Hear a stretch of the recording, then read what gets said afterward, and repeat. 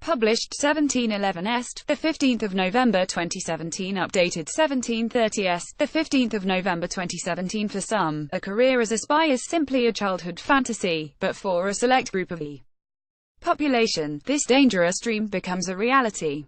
This was the case for one Australian gentleman, Warren Reid, whose 10-year career as a spy saw him work as an agent for both the SIS Australian Secret Intelligence Service and MI6 the Secret Intelligence Service in the UK. A spy is a person who is just further down the road of human relations than the average person is, Warren told Female. In a spy service they recruit people who have mental agility, a sharpness of mind and who will be calm under certain stressful circumstances.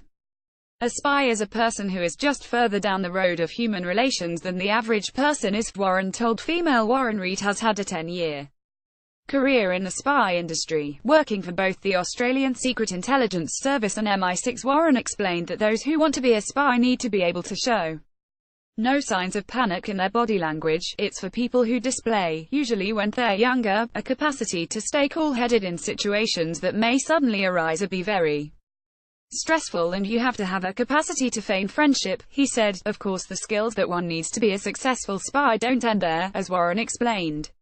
You've got to be able to memorize sometimes considerable slabs of information because traitors are nervous Nellies, he said. Tinker Tailor Soldier Spy. Warren explained that those who want to be a spy need to be able to show no signs of panic in their body language. If you write something down, you will scare the living daylights out of them. If someone has followed you and they see you having a meeting in a quiet place with someone who has access to a country's secrets and they grab your notes, you're done.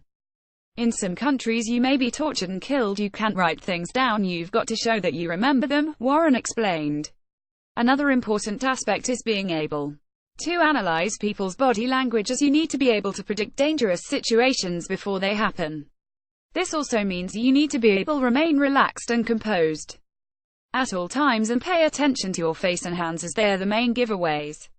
Atomic blonde. Fidgeting with your hands can be a giveaway sign, Sir Warren recommends hiding them from the other person's line of sight. Mental agility and sharpness of mind, good memory, ability to analyze other people's body language, ability to act cool in stressful situations, the ability to be able to control your facial expressions, an in-depth psychological understanding of people. Don't say your responses too quickly and don't seem overly eager, Warren said.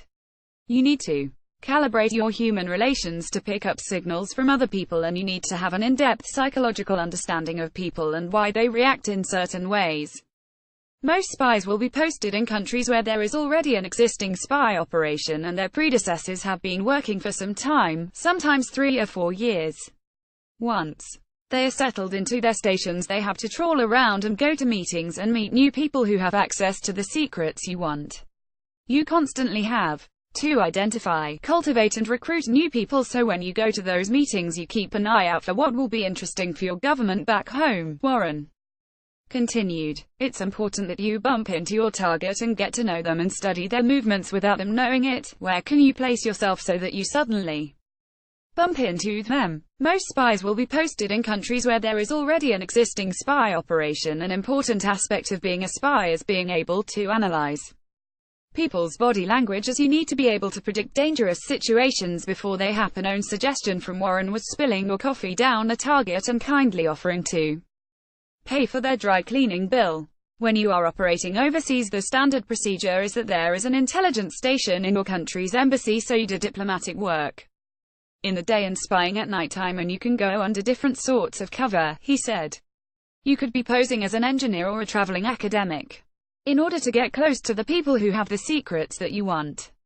One of the most important tricks Warren learned was that to receive answers you don't always need to ask questions. I spy. Warren said that the way the spy industry is presented in Hollywood often isn't realistic, especially in terms of women. If you're talking to someone you know has secrets and isn't yet discussing them with you, you shouldn't push too far by asking them direct questions. You may discuss a story that is topical in the media, Warren explained. Nudge the conversation in a certain direction until they throw up an example.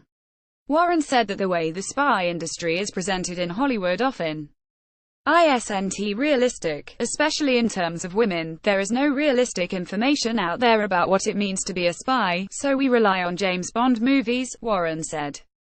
They're exciting movies to watch, but if you look back on them, a bloke is always the key character and women are more like dolls, a decoration, and are there for sexual gratification, which is very demeaning of women. Atomic Blonde movies that have female spies out on the field and using their skills and talents are the most realistic representation of female roles. Warren believes that we are starting to move on from these kind of movies and films are slowly becoming more realistic. In reality, you might not know where you are, but you have to keep your mind focused on priorities until you end up on the other side, he said. A movie like Atomic Blonde is 1,000 miles ahead of the old James Bond movies. Thank God we've largely left that behind.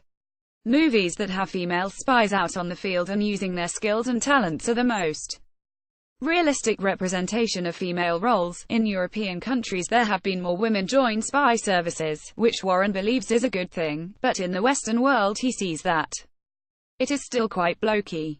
Salt. In European countries there has been more women join spy services, which Warren believes is a good thing, but in the Western world he sees that it is still quite blokey. On Faith they're trained. Women generally have an extra set of skills, particularly their intuitive skills, he said.